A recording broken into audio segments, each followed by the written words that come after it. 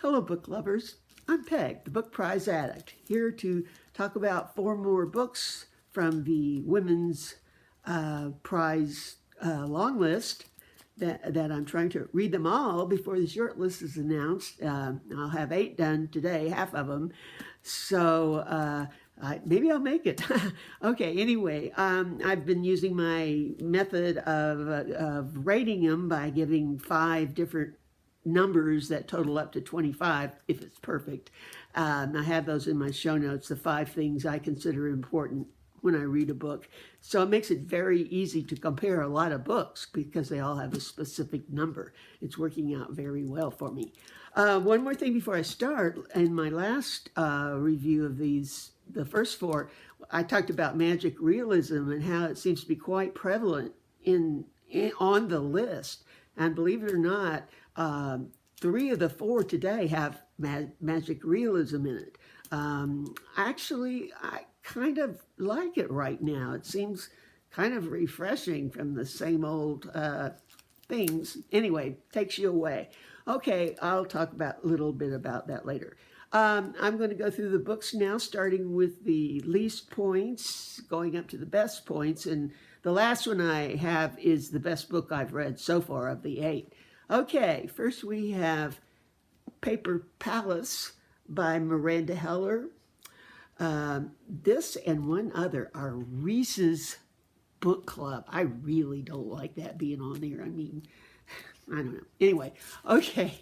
This book takes place on Cape Cod during the summer, during many summers actually, and it gets its best points for sense of place. I love a sense of place. There are 2 families who have cabins there on a lake, I guess, going into the ocean. You know, there's a lot of water scenery, and it goes through many years of these 2 families and their relationships, etc. It starts out, this is not a spoiler because it tells you in the first chapter, the 50-year-old woman of the main family we're looking at states that she had sex last night with the man from the other family outside for the first time, though they'd known each other and supposedly been in love all their life.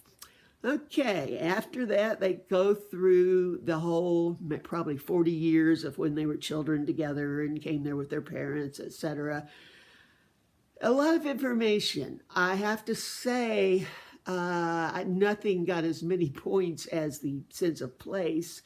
I think she kind of threw in a little too much on their history. I can't believe this many bad things happened to one family. Quite truthfully, there's child sexual abuse, there's rape, there's murder, at one point I thought, how could all these happen to one family? Just kind of turned me off. It was a little bit too much for me. But as I said, the sense of place is good. The story's okay too, so. Okay, next I have, much better, Louise Erdrich's The Sentence. Now, you probably know that she is a Native American author, has won several prizes, including the Pulitzer Prize, for books she writes about the Native American community where she lives in Minnesota or the Northwest. In this one, I want to say also about the actual author, Louise Erdrich, evidently has her own bookstore in Minneapolis, I guess, or Minnesota. And it's supposed to be really fun to go there. She has a birch bark canoe hanging from the ceiling and many special, I guess, books dealing with the locality and the people. Anyway, so the sentence has many meanings, but the first one is that the main character, a young woman, serves a sentence in a prison for a sort of black humor incident in her life where she transports a dead body knowingly, and she knows he's dead, to another place as a favor to somebody, and turns out there's a lot of drugs stored in his body, which the police find and sentence her for transporting drugs. So we see some of her prison life, but mainly it starts when she gets out of prison and becomes a book worker in a bookstore. This is maybe makes it a little bit auto fiction because they have all kind of interesting characters coming into the bookstore. But the magic realism part is one of her pickiest but best customers has recently died, and she intuits that the ghost of this woman is walking around the bookstore at night, or sometimes she hears her and suspicious things happen. It's kind of interesting, and that part of it is well done and just really kind of fun. Okay, next I have Island of the Missing Trees. Ellie Shafak, who wrote 10 minutes, 38 seconds in This Strange World, which was big on the Booker Prize a year or so ago. This one deals with actually two different places. It starts on the island of Cyprus, which I learned a lot about. I had to Google it and find out more about it, but it's divided, or was divided here, into two halves between the Greeks and the Turks. And Turks were Muslims. And it's the love affair between a young man and a woman from each side, and their secret meetings, how they met. And they meet for a place where there's a fig tree. Now, this is the magic realism part. The fig tree talks to us, not to them.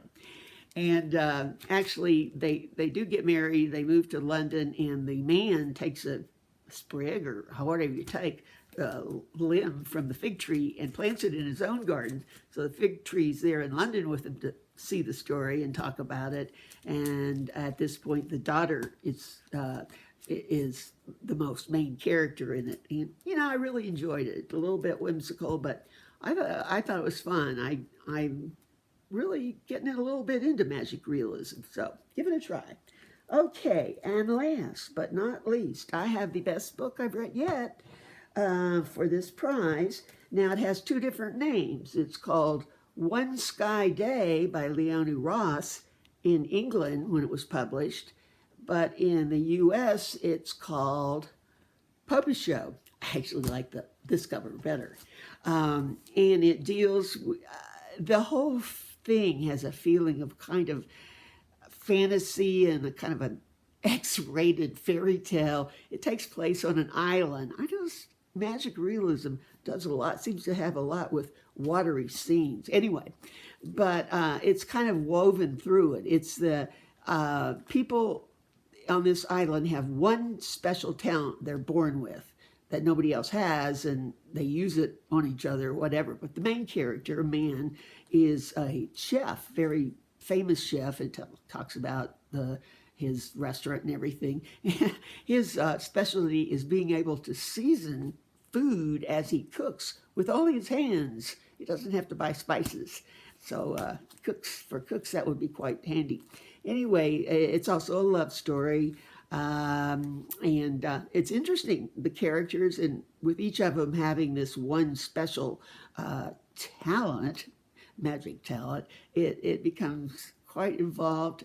I really enjoyed this. The whole feeling was one of kind of fantasy, and I saw it compared to a pointillist painting, where you have a painting with a lot of dabs of color, but you stand back and it's real colorful and looks at stuff, and when you look at it, and it forms a image, and the novel itself was kind of like that. As I look back, I see lots of images and colorful images from the island.